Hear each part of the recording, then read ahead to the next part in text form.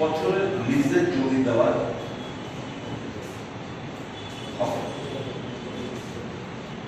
কিন্তু no adult ARD দপ্তরের জায়গা আনুমানিক 70 কালি জায়গা 28 একর জায়গা এটাকে স্থানান্তরিত করার জন্য সিজা নামে একটি হসপিটালকে দেওয়ার জন্য পাকাপোক্তভাবে বন্দোবস্ত করা হয়েছে।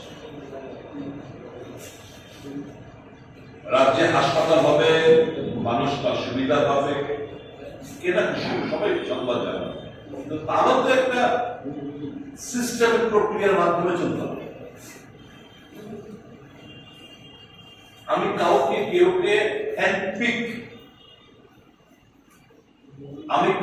হ্যান্ডপিক করতে পারি না without any sort of floating any type.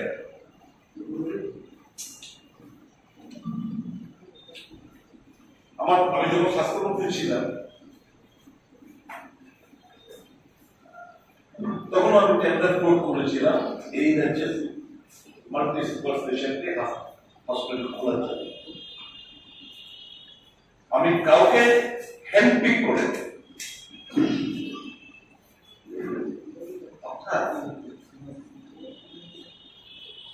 ওই যে কথাটা বলি সারা ভারতবর্ষ জুড়ে, চান্দা দো ঠান্ডা দো, ইংলিশে বলে কুইক প্রো কো। এই জিনিসটা এই রাজ্যে হয়ে যাচ্ছে। এখানে দপ্তরের জায়গা আমি বেসরকারি সংস্থাকে আমি অ্যালটমেন্টের মাধ্যমে দেওয়ার ব্যবস্থা করে দিচ্ছি হচ্ছে। এবং প্রশাসনের উচ্চপদস্থ অফিসারদের সঙ্গে যোগাযোগ করার পর জানতে পারলাম এই সংক্রান্ত কোন ধরনের ক্যাবিনেটে কোন সিদ্ধান্ত হয় নাই। আমি যারা ক্যাবিনেট মিনিস্টাররা রয়েছেন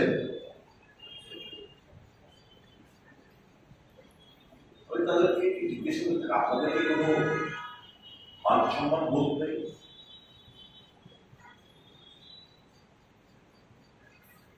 ক্যাবিনেট মন্ত্রীদের কোনো ইজ্জত নেই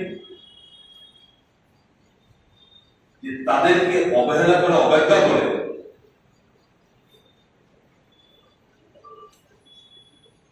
এই জমি দপ্তরের জমি এটাকে একটা প্রাইভেট পার্টিকে দিয়ে দেওয়া হচ্ছে।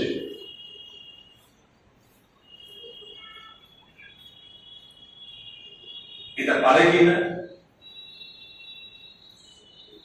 Is it not illegal? Why was the Council of Ministers not consulted? আসলে রাজ্যের মুখ্যমন্ত্রী ভাই এবং বন্ধুর দ্বারা পরিচালিত। এটা ভাই এবং বন্ধুর সরকার হয়ে দাঁড়িয়েছে।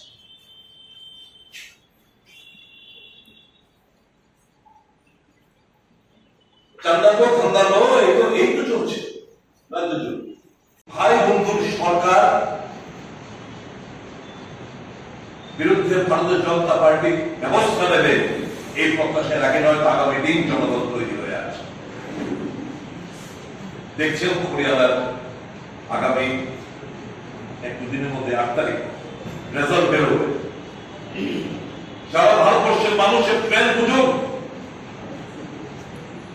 each and every incident, each and every nepotism কিংবা corruption আগামী দিন কিন্তু এগুলো হিসাব।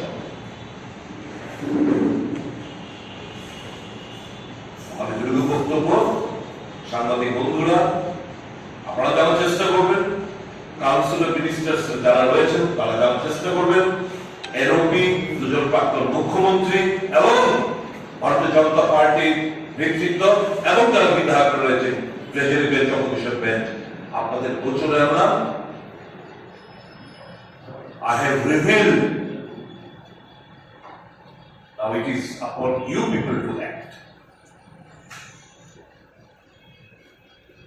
অন্যথায় ওই ল্যাবনোয়ার আসলে বলছিল সকালবেলা যে অন্যায় মানা যায় না বাবু,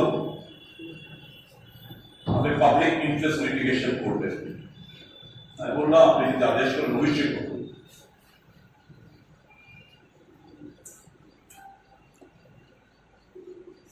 আশিক বাবু